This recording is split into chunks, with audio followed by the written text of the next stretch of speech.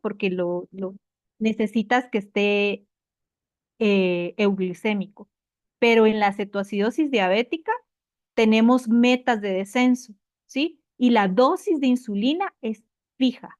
La dosis de insulina no se mueve, es 0,1 unidades por kilo. Y si para que rompamos el ciclo de cetosis, lo que necesitamos es insulina, la bomba nunca se apaga, a menos que el paciente nos haga hipoglicemia. Es la única indicación para apagar la bomba y se apaga 1 hora y se renueva la bomba a la hora, ¿sí?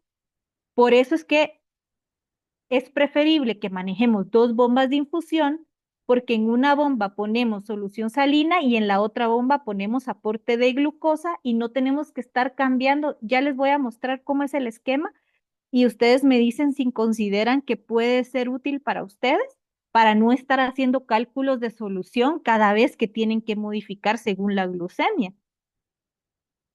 Entonces, ojo al iniciar la bomba, pues la bomba, como ya les dije, se inicia luego de la reanimación, en la primera hora, ¿verdad? Primero reponemos el volumen intravascular con los bolos y ya luego iniciamos la bomba de insulina. No se usa bolus de insulina y aunque el paciente llegue en 6,98, al menos que esté en parada o que esté en disfunción cardíaca, pues, porque pues si el paciente está con disfunción cardíaca o arrítmico, con alteraciones en el trazo electrocardiográfico por la acidosis metabólica profunda, pues ahí sí pudiéramos dar un bolo de bicarbonato. Pero eso de maquillar al paciente con cetoacidosis con una infusión de bicarbonato, causamos más daño, más acidosis metabólica paradójica, el riesgo de que luego reviertan, o sea, esa acidosis que en teoría está revertida, pues que no es real, porque es con bicarbonato, pues que sea refractaria nuevamente o que rebote nuevamente la cetoacidosis y que provoquemos edema cerebral y complicaciones graves en el paciente, ¿verdad? Ojo, porque el potasio es una contraindicación para iniciar la bomba de insulina. La insulina con el potasio.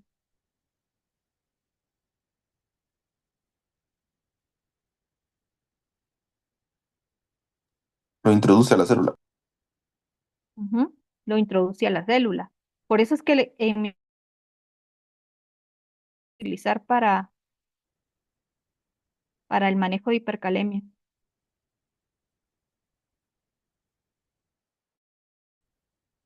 Insulina, ¿no? Ponemos una carga de glucosa y ponemos una carga de insulina, porque hay cotransportadores insulina-glucosa, perdón, glucosa-potasio, y van a meter el potasio al espacio intracelular. Entonces, si el paciente tiene hipocalemia, si el potasio está menor de 3, está contraindicado iniciar la bomba de infusión de insulina.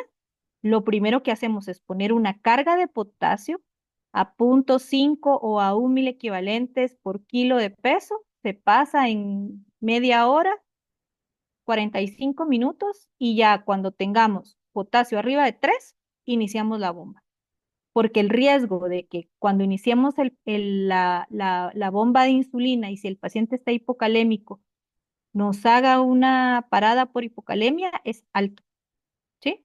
Entonces, es una contraindicación y si ustedes se dan cuenta en la gasometría, el paciente estuvo persistentemente hipocalémico con la infusión de insulina, ¿sí? Entonces, ojo con eso. Cambios de infusión, los cambios de infusión se hacen cada 4 horas porque la insulina se adhiere, cuando es plástico, la insulina se adhiere a la pared de la jeringa y se adhiere a la pared de la línea y entonces se vuelve se inactiva, se hace como grumitos.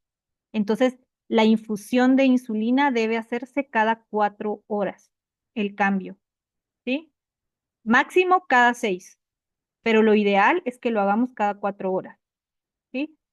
Y la vía, aunque el paciente tenga una vía central, la insulina debe ir idealmente en una vía periférica exclusiva, porque si las personas que están manejando la vía central no son cuidadosas y, por ejemplo, no ponen la insulina en el lumen adecuado, puede ser que cuando pasen un bolo, pasen un medicamento, pasen lo que pasen a una mayor velocidad de infusión, arrastren insulina y pueda provocar hipoglicemia. Entonces, la insulina debería de ir en una vía periférica exclusiva en el momento que logremos tener una vía periférica, que esa vía periférica sea para el manejo de la bomba de insulina. Tenemos objetivos de disminución de glucemia horaria. No es que el paciente queremos que esté euglicémico en 3 horas si llegó con 500 de glucosa. ¿Alguno conoce las metas de descenso de glucosa en pacientes con cetoacidosis?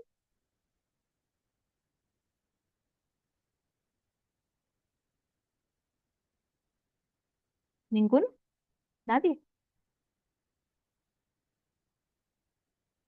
Bueno, nuestras metas en disminución de la glucemia con la infusión es de 50 a 100, no más de 100 miligramos por decilitro hora, ¿sí? En promedio yo les diría mantenerlo en unos 75, 90 miligramos por decilitro, es algo seguro, porque si ese descenso es más rápido, cambiamos la osmolaridad más rápido. Recuérdense, cuando utilizamos la fórmula de osmolaridad, pues la glucosa es una parte importante de la osmolaridad, ¿verdad? Entonces hacemos cambios muy bruscos en la osmolaridad y eso provoca también edema cerebral y el riesgo de hipoglucemia. Entonces, la meta de descenso de glucosa, eso es algo muy importante. La meta de descenso de glucosa con la bomba de infusión de insulina es de más o menos 50 y no más de 100 miligramos por decilitro hora. Eh, y si y si ese descenso es mayor, no tocamos la bomba de insulina, modificamos los aportes de glucosa. Lo ideal es que el paciente lo mantengamos en las primeras horas, más o menos entre 250 miligramos por decilitro, no menos que eso. Si ya vemos que empieza a bajar de 250, van a ver, los aportes de glucosa se van aumentando, porque nuestra meta no es tener al paciente euglucémico. Nuestra meta es romper la cetoacidosis, romper la cetosis, romper la vía de producción de cuerpo cetónico, ¿sí? Y gasometrías y electrolitos cada 4 horas. Eso es lo ideal en las primeras 24 horas, 24, 48 horas de manejo. Entonces, la reposición de electrolitos, hay que recordar que hay que hacer el cálculo de sodio corregido, que no lo vi en ninguna de las gasometrías que me mostraron ni en el manejo. Lo que decía su compañero de la brecha aniónica es importante, ¿verdad? ¿Por qué razón? Porque como la mayor reposición de líquidos se hacen con soluciones cristaloides que son altas en cloro, pues sí podemos tener una acidosis metabólica hiperclorémica. Entonces es importante que tengamos la brecha aniónica, pero pues obviamente si el paciente ya las cetonas van disminuyendo, eh, eh, el paciente pues ya no tiene criterios eh, de gasométricos de cetoacidosis y vemos que pues que el bicarbonato va mejorando, que el pH va mejorando, pero que al final lo tenemos hiperclorémico. Es un poco complicado porque en Guatemala no tenemos soluciones salinas al punto 45, porque idealmente diéramos soluciones salinas al punto 45, que eso nos disminuye el aporte que esto nos disminuye el aporte de cloro y nos disminuye el riesgo de acidosis hiperclorémica, pero realmente la acidosis hiperclorémica se resuelve sola. No es necesario tratarla ni ponerle bicarbonato, al contrario, si el paciente ya no tiene dolor abdominal, si el paciente neurológicamente está mejor, si el paciente está bien perfundido, si el paciente está estable neurológicamente, puede empezar a tomar agua, aunque no haya roto la cetoacidosis, y eso hace que los requerimientos de líquidos probablemente sean menores y que la hipercloremia se corrija. pero no hay que asustarnos por la hipercloremia. Realmente eso se resuelve solo, no se trata y no es necesario hacer mayores modificaciones al manejo por la hipercloremia. Y no son hipercloremias tan severas como para pensar que son las que nos están causando todavía la acidosis metabólica. O sea, probablemente la acidosis metabólica está causada aún porque todavía no ha roto la cetosis, ¿verdad? La cetoacidosis. Entonces, antes de pensar que es por el cloro, yo preferiría seguir manejando líquidos, ver si el paciente ya puede empezar una vía oral y esperar y dar tiempo, ¿sí? Pues preocuparme tanto en esto. Pero pues la brecha aniónica nos ayuda a que si es una acidosis metabólica con anion gap elevado, pues ya nos dice, pues todavía hay producción de hidrogeniones por la acidosis, ¿verdad? Por la cetoacidosis. El potasio, como ya lo hablamos, muy importante. También el fósforo. Es importante que monitoricemos fósforo. En Guatemala yo sé que no tenemos cómo reponer fósforo lastimosamente, pero sí hay pacientes con hipofosfatemias graves y eso también puede llevar al paciente pues a complicaciones graves si no lo podemos reponer. Por eso es que es importante que la vía oral se habilite lo más pronto posible para tratar de dar líquidos diferentes al paciente y tratar de reponer fósforo por vía oral, que es la única manera que tenemos en Guatemala, y también el magnesio. Es importante porque muchas veces cuando tenemos alteraciones de potasio persistentes, hipocalemias persistentes, puede ser que tengamos hipomagnesemia. Entonces, sí es importante que monitoricemos magnesio si en nuestros laboratorios es posible hacerlo y que las soluciones de mantenimiento tengan magnesio. Con relación a los cálculos, pues aquí se los dejé. La brecha aniónica es el sodio. Algunos dicen que el sodio más potasio. La guía de ISPAT solo menciona sodio menos cloro más el bicarbonato y lo normal es que tengamos entre 12 a 2 a más menos 2, ¿verdad? Y la brecha aniónica en la cetoacidosis diabética suele ser muy alta, arriba de 20. Em, pues, como ya decía su compañero, arriba de 35 sugiere una acidosis láctica concomitante, que esta pues puede ser precipitada por otras causas, ¿verdad? Por sepsis, por choque, por otras razones, que no es necesariamente la cetoacidosis. ¿Sí, Víctor? Doctora, una pregunta. En el caso de la brecha aniónica, ¿usamos el sodio corregido o el sodio sérico medido? Sodio corregido. Gracias. Ujú, sodio corregido, porque ese es el sodio que sería real sin la acidosis metabólica y sin la hiperglicemia, porque como el sodio y la, y la glucosa participan en la osmolaridad, eh, cuando, cuando tenemos la hiperglucemia, lo que sucede es que como es un estado hiperosmolar, deshidrata la célula porque saca agua de la célula. Entonces, puede ser que el paciente esté en ese momento, con el sodio esté diluido y por eso es que es más bajo por el arrastre que hay de agua del espacio intracelular al extracelular. Pero el sodio corregido nos sirve porque si ese paciente no tuviera esa hiperglucemia, ese es el sodio real que ese paciente tiene. Y ustedes se van a dar cuenta que a pesar de que ese sodio aparentemente está diluido, cuando empiecen a resolver la hiperglucemia y la acidosis, el sodio solito va subiendo sin necesidad de dar aportes extremadamente altos de sodio. Por eso es que se utiliza el sodio corregido para no dar exceso de aporte de sodio, porque si no después lo vamos a meter en hipernatremia. Entonces, se utiliza el sodio corregido para la brecha aniónica.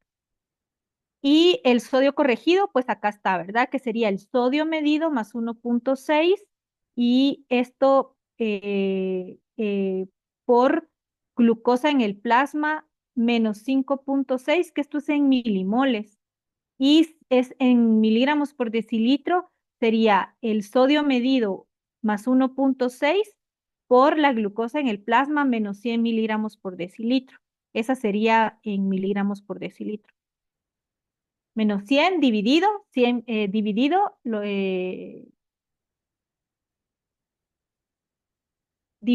miligramos por decilitro. Ujú.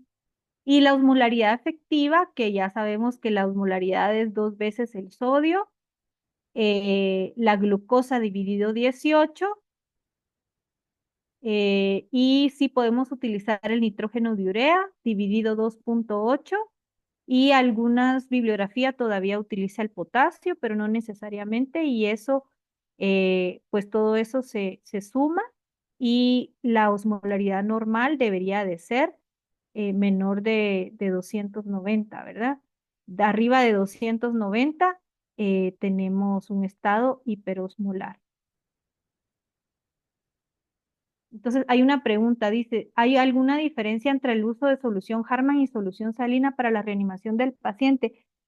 Eh, mm, al- algunas bibliografías te hablan de que sí puedes utilizar solución Harman porque te da menos cloro, te da además lactato, si es Ringer lactato, ¿verdad? O te da un poco de citrato que te ayuda también en, en la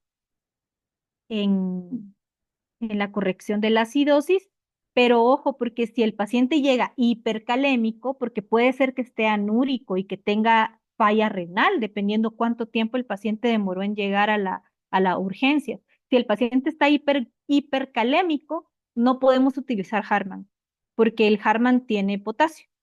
Por eso es que preferimos solución salina. Pero si, por ejemplo, el paciente tiene mucha hipercloremia y vemos que eso nos hace mucho ruido y no sabemos si realmente, porque como no tenemos cómo medir beta-hidroxibutirato directo para saber si ya no hay acidosis y que realmente lo que nos está provocando esa acidosis persistente es la hipercloremia, pues sí podemos cambiar la solución de mantenimiento de reposición del porcentaje corporal de agua por Ringer lactato o por Harman. No, no, no sería una contraindicación a menos que haya hipercalemia. Esa es la única contraindicación. Si no, sí lo podemos utilizar. Eh, bueno, entonces, este es el algoritmo que se utiliza en mi hospital y que pues he visto que es bastante utilizado en Estados Unidos y, en, y en México. Es el algoritmo del Chuck Children's y pues nos habla de dos bolsas. Hay una bolsa uno y una bolsa 2.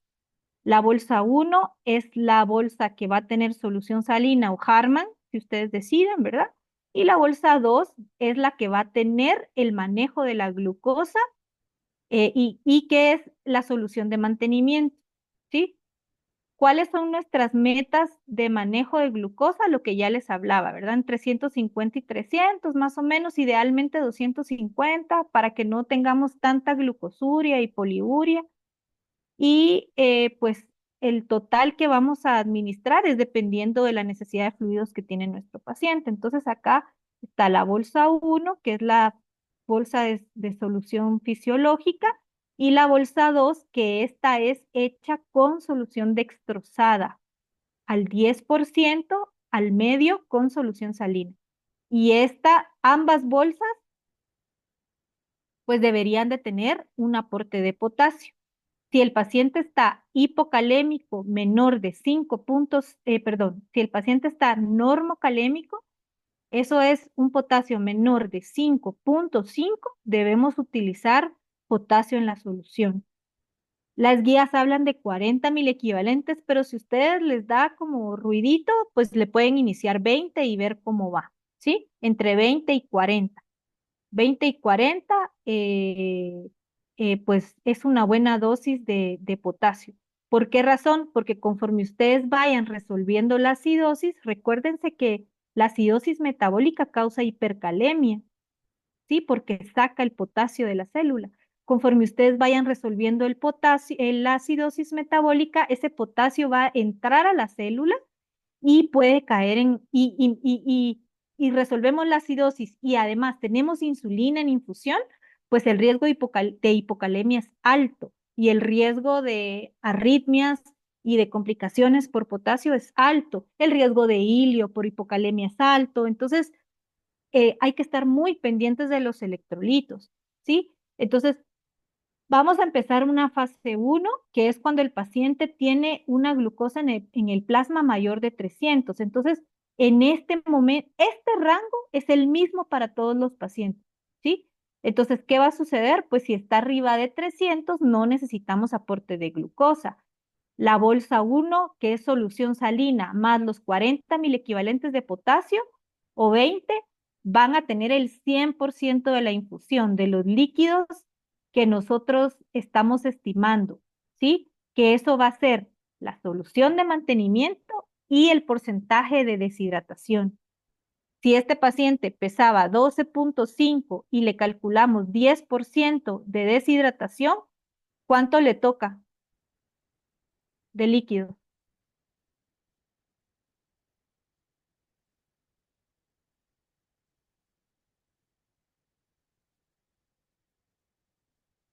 Solo por el porcentaje de deshidratación, ¿cuánto le tocaría?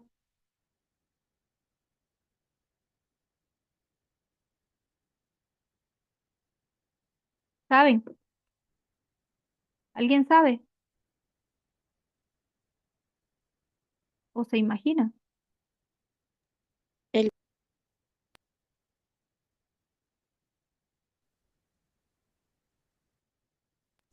Le toca 1200 para 48 horas. 624 le podríamos poner. ¿Cómo lo calculaste? 100 por el peso, que es el 10% de deshidratación para 48 horas.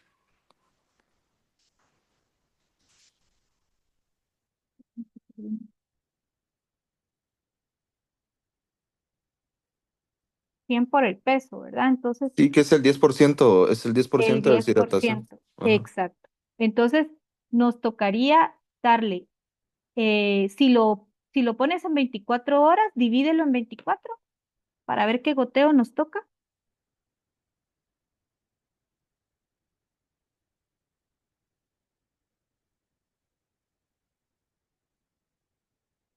cincuenta El total cc que hora. sería mil 50. doscientos Ajá. cincuenta 50 dividido cc hora. 24 serían 50. 52 cc hora. 52 cc hora, eso es la recuperación del porcentaje de deshidratación. ¿Y cuánto tiene de superficie corporal ese paciente?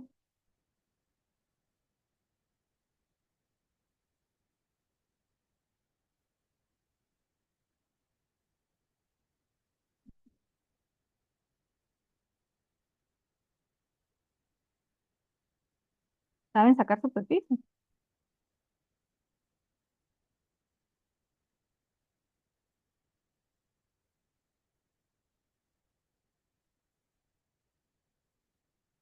Va, entonces, ¿cuánto le toca de mantenimiento si lo calculamos por superficie? ¿Cuántos mililitros hora le tocan?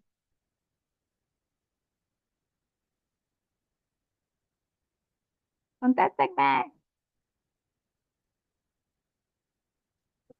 Bueno, yo hice mi cálculo, a mí me dio 0,49 de superficie porque utilicé el peso por 4 más 7 porque es mayor de 10 kilos, dividido 90 más el peso, me dio 0,49. El 10% no sé si me siguen, el 10% del porcentaje de deshidratación es 100%. Entonces serían 1250 dividido 24 son 52 ml y 1500 por 0,49 para hacer el mantenimiento son 735 dividido 24 son 30 mililitros hora, más 52 son 82 mililitros hora. Ese 100% estaría pasando en este momento en la bolsa uno, ¿sí? Bueno, a la hora, recuérdense que este monitoreo ya está la bomba de infusión de insulina y están las dos bolsas. Aquí tienen ustedes ya las dos bolsas montadas. Los glucómetros son cada hora. Entonces, si el paciente a la hora está entre 225 y 300, ustedes de la bolsa uno, que es la solución salina, dan 50% del goteo, ¿sí? Y de la bolsa 2 empiezan con un aporte del 50%. Como esta es una solución salina al 10% al medio, o sea, aquí ya en la reposición de la bolsa nos está dando un dextrosado al 5. Y si vamos a empezar con 50%, le vamos a dar 2.5 de aporte, 2.5% de glucosa, ¿verdad? ¿Sí van conmigo en eso? Ya, pero Y bueno, luego, pues si el paciente está entre 150 y 224, vamos disminuyendo la bolsa uno y vamos aumentando el porcentaje de glucosa. Si está entre 100 y 149, cero de la bolsa uno y el 100% de la bolsa 2. Por eso es que ambas bolsas tienen que tener aporte de potasio, porque cuando tú le das aquí 50% y aquí 50% y esta tiene 20 mil equivalentes de potasio y esta 20, pues entonces tú le estás dando 20 de esta, en total 40, ¿verdad?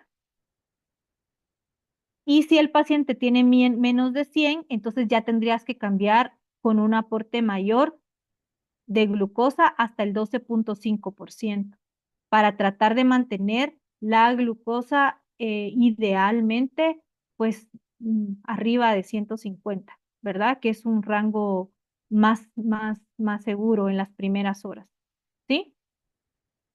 Eh, no sé qué tan factible verían ustedes, Mónica, de poder manejar así a los pacientes. Sí se Creo que, puede. creo que se Es evitarían el estar haciendo cálculos de aportes de glucosa cada rato y entonces esto nos permite que no estén moviendo la infusión de insulina, sino que estén moviendo el aporte de glucosa. y yo creo que eso es lo que ha pasado, porque baja mucho, baja de 250, llega a 250. Tal vez eso es lo que asusta y apagan la bomba de insulina. No, y Y entonces ahí el entonces paciente todo, les va a rebotar. No, el entonces paciente mejor no manejarlo se con puede aporte. quedar, el paciente no se puede quedar sin insulina. Es que yo les digo, con una hora que ustedes lo dejen sin insulina, el paciente les rebota la cetoacidosis, el pH se les va otra vez para abajo, porque el paciente está en estrés, los requerimientos de insulina son altísimos. Entonces yo les voy a mandar esto, pero pues si quería, si tienen alguna duda o si quieren que nos reunamos, no sé qué hora es, porque casi van a ser las 9. No sé si querés que sigamos o lo dejamos ahí Yo creo ahorita y que nos reunimos. es de practicarlo, ¿verdad? Porque yo creo que tal vez no estamos acostumbrados a hacer los cálculos del el porcentaje de deshidratación y cuánto líquido es. Entonces es como de ir practicándolo, porque Sí, porque mira, esta está muy bonito, esta guía, porque inclusive aquí te dice según los niveles de potasio, cuánto le vas colocando tú de potasio en la solución de mantenimiento y aquí te va diciendo las fases según la glucosa. Yo creo que eso sí lo podríamos hacer en los hospitales y podernos estandarizar. Y lo otro es la infusión de insulina, ¿verdad? Que la infusión de insulina no se toca. Ahora bien, ¿cuándo decidimos hacer el traslape de insulina endovenosa a insulina subcutánea? Cuando el paciente tiene pH arriba de 7.35 y bicarbonato arriba de 18. Esos son los criterios de resolución de cetoacidosis y que tolere la vía oral. Por eso es que aunque esté ya como una moderada o leve, tú le puedes empezar a dar agua para ver si tolera la vía oral, porque aunque el paciente haya roto la cetoacidosis por pH y bicarbonato, pero no tolera la vía oral, no le puedes quitar la bomba. No le puedes quitar la bomba porque no vas a lograr darle comer. Entonces el riesgo de que te haga hipoglicemias porque le pongas insulina subcutánea o si no tolera la vía oral y empieza a vomitar con dolor abdominal, te vuelve a hacer cetoacidosis es muy alto. Entonces Esos son los criterios: estabilidad hemodinámica, estabilidad neurológica, que el paciente sea capaz de tolerar la vía oral, que el paciente sea capaz de neurológicamente tragar, deglutir, que tenga sus reflejos conservados de protección de vía aérea y que haya resuelto la acidosis metabólica con un pH arriba de 7,35 y con bicarbonato arriba de 18. Si ven, realmente las cetonas nos sirven solo para hacer el diagnóstico. Las cetonas realmente en orina no nos sirven para seguimiento, porque cuando el paciente haga el washout del lactato y de cetona y que ya haya reperfusión en la célula y empiece a utilizar toda esa glucosa, eh, lo que va a suceder es que ese beta-hidroxibutirato que tenía en sangre lo convierte en cetonas y acetoacetato y se empieza a depurar por orina. Y luego, como lo que tenía, ya tenía circulando de beta-hidroxibutirato, ya se convirtió en acetato y cetona y le depuró, puede ser que empecemos a tener cetonas negativas, pero cuando empiece a haber reperfusión de la célula y empiece a hacer washout, puede producir nuevamente betrahidroxibutirato que se convierta rápidamente en acetoacetato y cetonas y que las cetonas se vuelvan a positivizar. Y eso no es un sinónimo de cetoacidosis, sino que ya está lavando toda esa producción de beta-hidroxibutirato que tenía acumulada, todo ese washout que va a hacer el paciente cuando se reperfunda y la célula empieza a utilizar la glucosa. Entonces, realmente ya las cetonas ya no nos sirven, a menos que pensemos que el paciente volvió a caer en cetoacidosis por alguna razón, ¿verdad? Dentro del hospital, que no debería de ser. Eso creo que es importante y pues las complicaciones y bueno, ya.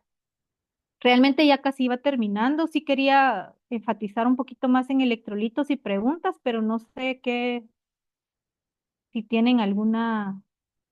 Ahí les dejo mi correo por si tienen dudas o sugerencias o discúlpenme, pero yo también la clase la preparé con muy poquitos días porque fue así como, bueno, rápido, si quieres, pero la bomba, chicos, no se para, la bomba no se encienden sus cámaras o si los puedo ver, sería bonito.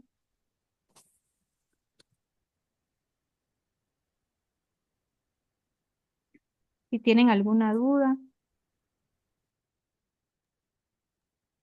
Quedan como 10 minutos más. No sé si alguien quiere aprovechar para dudas, preguntas.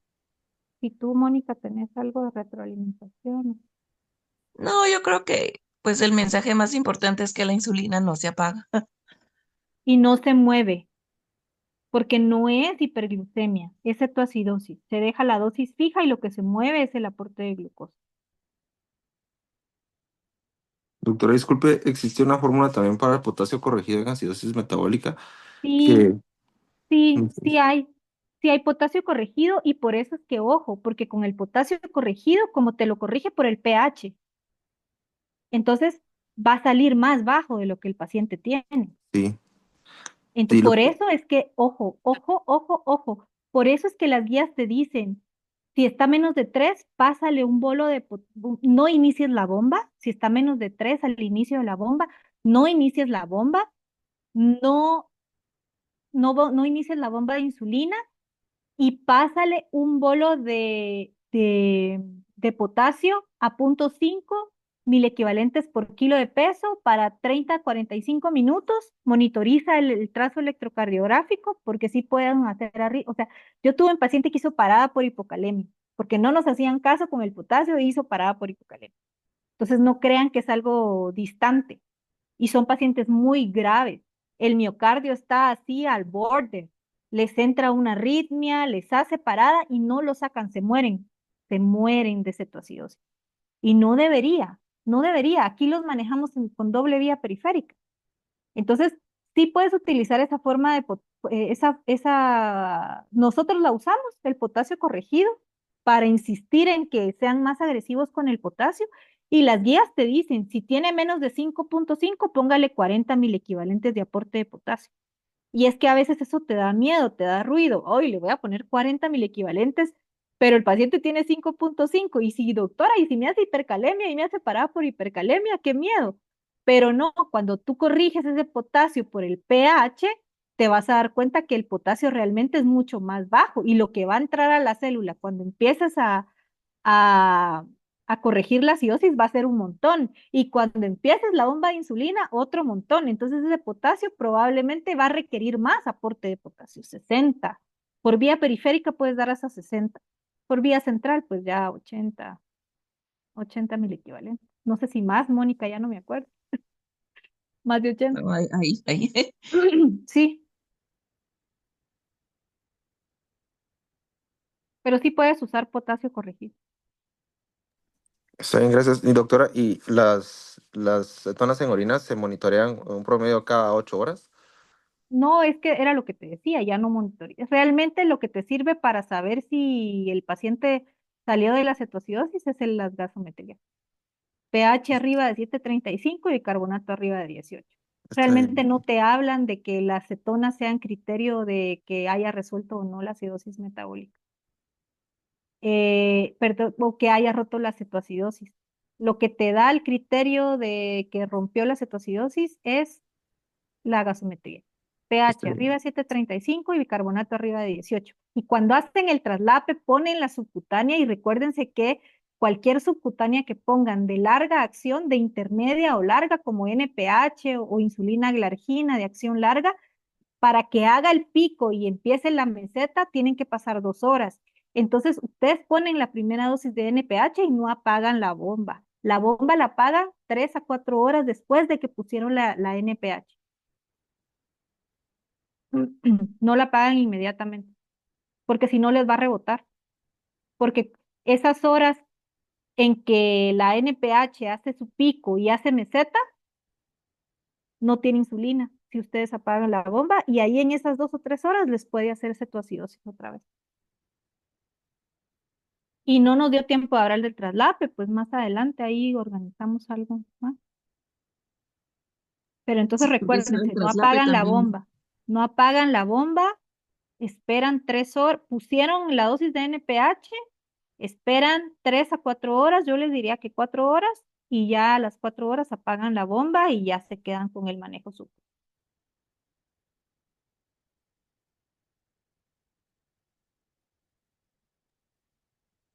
No sé si alguien tiene alguna otra duda, que nos quedamos sin minutos. Buenas No, noches, doctora, doctora. gracias. Solo con una consulta. Por ejemplo, si el paciente está con una diuresis osmótica y ya le colocamos como esta hiperhidratación, ¿se le tiene que hacer reposición por toda esa agua que está perdiendo a través de la orina o se Esa es queda con buena la misma pregunta. solución Esa inicial es que se le buena, colocó? esa es buena pregunta. Todo depende, porque por eso es que tienes que llevar balance cada hora.